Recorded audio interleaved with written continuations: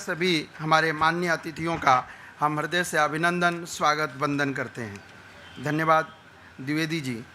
कार्यक्रम के इस अगली कड़ी में मैं आज के इस कार्यक्रम में हमारे उपस्थित विशिष्ट अतिथि के रूप में उपस्थित माननीय श्री रंगनाथ पांडे जी, पूर्व न्यायाधीश उच्च न्यायालय, आपसे मैं सादर अनुरोध करता हूं कि कृपया हम सभी को संबोधित करें।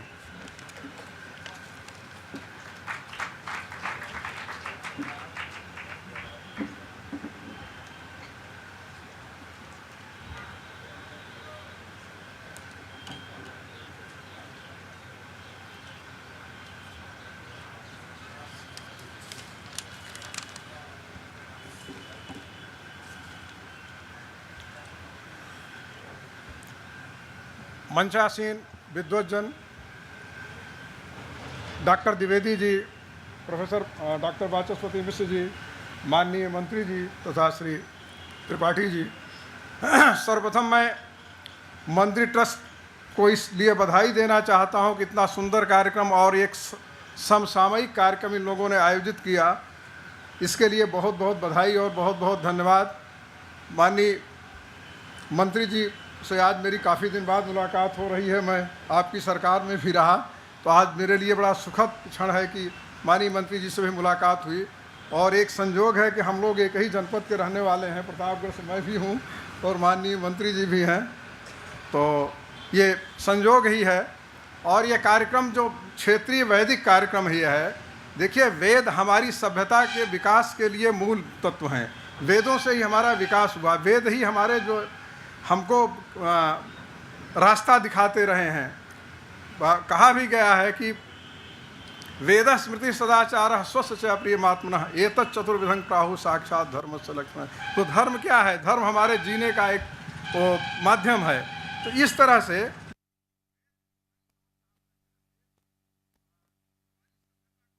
करने के लिए, हमको रास्ता दिखाने के लिए वेद हमारे मूल हैं। वेद से ही हम संचालित होते हैं।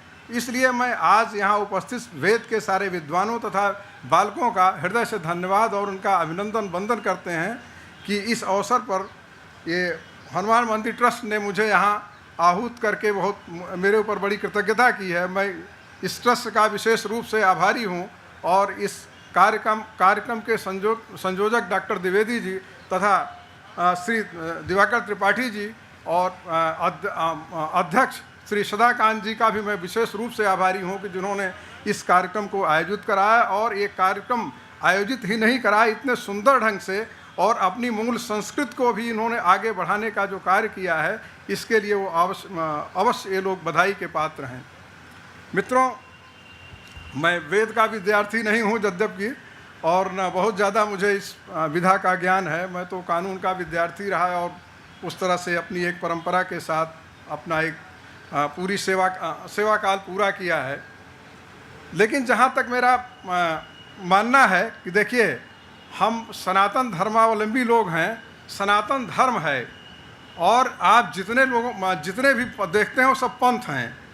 तो धर्म ये है कि धर्म हमारे यहाँ अवतार की कल्पना की गई है। देखिए, चाहे भगवान परशुराम हो, भगवान राम हो, भगवान कृष्ण, अवतार की कल्पना होती है। और जिस भी आप पंथ और रिलीजन को आप देखते हैं, ये किसी व्यक्ति द्वारा संचालित है। जैसे इस्लाम भी है, प्रॉफेट मोहम्मद द्वारा संचालित है, बाइबल ईसा मसीह द्वारा संचालित है। लेकिन हमारा धर्म जो है, ये अवतार से संचालित होता है। हमारे यहाँ अवतार की कल्पना की गई। हमारे यहाँ कोई एक विशिष्ट व्यक्ति नहीं है जो इस तरह का अपना उल्लेख करता है। इसीलिए भगवान कृष्ण ने गीता में देखें कहा गया है कि यदा यदा ही धर्मस्य ग्लानिर्भवति भारत अभ्युत्थानम धर्मस्य तदात्मानं सृजाम्यहम् परित्राणाय साधूनां विनाशाय च दुष्कृतां धर्म संस्थापनार्थाय संभवामि युगे युगे। भगवान कृष्ण का है कि समय समय पर जब पृथ्वी पर अत्याचार, अन्याय, पाप विकसित होते रहते हैं, तब हम अवतार लेते हैं। भगवान कृष्ण ने यह भी कहा कि यद्यद्विभूत मत सत्वम श्रीमदुर्जित मेवा तत्तदेवावगच्छन्तम त्वं मम तेजो संभूम। ये आप जो विभूतियाँ देख रहे हैं, जैसे हमारे प्रधानमंत्री जी हों, माननीय मुख्यमंत्री जी हों, माननीय मंत्री जी हों, इनके लिए ये निश्चित रूप से भगवान कृष्ण ने कहा है कि ये सब मेरे अंश हैं।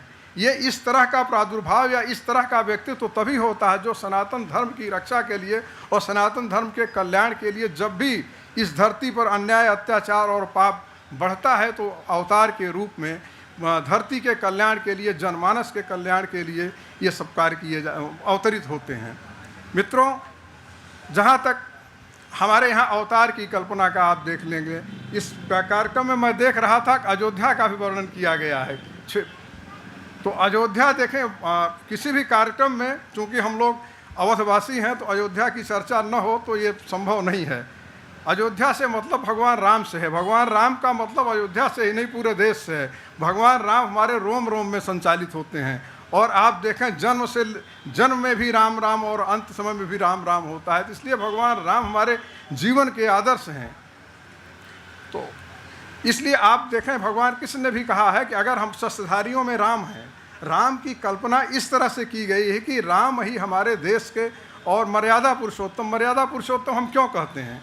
मर्यादा पुरुषोत्तम के रूप में यह है कि उन्होंने अपने जीवन से एक ऐसा आदर्श स्थापित किया है कि आप उसको देखकर ये महसूस करेंगे कि वाकई में ये मर्यादा पुरुषोत्तम रहे। उन्होंने अपना जीवन जन कल्याण के लिए किया है। मुझे एक दो लाइन याद आ रही है। भगवान राम को लेकर उल्लिखित किया है कि स्नेहम दयाम च सौख्यम च यदि वा जानकीमपि आराधनाय लोकस्य मुंचतो नास्ति में व्यथा। भगवान राम की ये मान्यता है कि प्रजा के कल्याण के लिए अगर मुझे अपनी प्राण प्रिय जानकी को भी अगर त्यागना पड़े तो मुझे कष्ट नहीं होगा। तो ये इस आदर्श से हम कल्पना करते हैं। आज आप देख लें, चाहे भारत सरकार हो, चाहे हमारी प्रदेश सरकार हो, यहाँ क्या स्थिति है। इसके पहले आप देख लें क्या स्थिति थी और आज क्या स्थितियाँ हैं। तो इस तरह निरंतर सनातन धर्म पर जो आक्रमण होते रहे, तो सनातन धर्म की रक्षा के लिए भगवान समय समय पर अवतार लेते हैं। इसीलिए हमारे यहाँ अवतार की कल्पना है। और सभी धर्म, जैसा मैंने बताया कि सब पंथ हैं, वो धर्म नहीं हैं। धर्म तो यही है। धर्म जैसे आप देख लें, वेद हमारे धर्म हैं।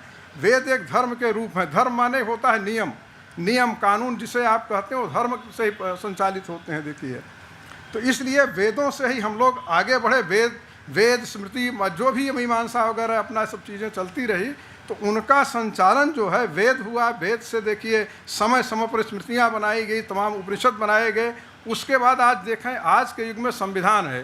तो वेद संविधान में एक नियमों का समूह, जैसे वेद एक नियमों के समूह थे जिससे हम संचालित होते थे, जिससे हमारी सभ्यता विकसित हुई है। तो ये जो है वेद, आज उसको हम याद कर रहे हैं। देखिए, वेद में हमारे सब कुछ था। जो आज वैज्ञानिक सोच रहे हैं, ये हमारे वेद में बहुत पहले हमारे महर्षियों, हमारे पूर्वजों ने, हमारे ऋषियों, हमारे तपस्वियों ने इन सब चीज़ों को हमारा मार्गदर्शन दिया। इस तरह से वेद हमारी मूल अवधारणा है और वेद से ही हम संचालित होते हैं। और वेद का अनुपालन करने से ही हमारी सभ्यता और संस्कृति पुष्पित, पल्लवित और फलीभूत होगी। और जैसे मैंने आप लोगों से पहले ही निवेदन किया कि मैं वेद का बहुत बड़ा ज्ञाता तो नहीं हूँ। बस आप लोगों से कल मैं 20 तारीख को दर्शन करने आया था, तो एक श्री मिश्र जी अपना कुछ उद्बोधन कर रहे थे, तो सुनकर मुझे काफ़ी जो है कि अच्छा लगा और मैं काफ़ी खुश हुआ।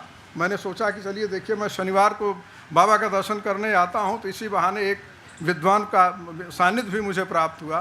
तो इसलिए मित्रों, मैं आप लोगों से यही अनुरोध करता हूँ और वेद के विद्यार्थियों को, वेद के पाठ करने वाले सबका मैं नमन और अभिनंदन करता हूँ। तथा जो भी इस कार्यक्रम के आयोजक, मंदिर ट्रस्ट कमेटी, श्री त्रिपाठी जी, श्री सदाकांत शुक्ल जी, श्री द्विवेदी जी, तथा जो भी लोग इस कार्यक्रम से जुड़े हैं, मैं उनको प्रति अपना आभार व्यक्त करता हूँ तथा उन्हें धन्यवाद देता हूँ। तथा मैं इस कार्यक्रम को इसी सफल बनाने के लिए उनको बधाई भी देता हूँ। धन्यवाद।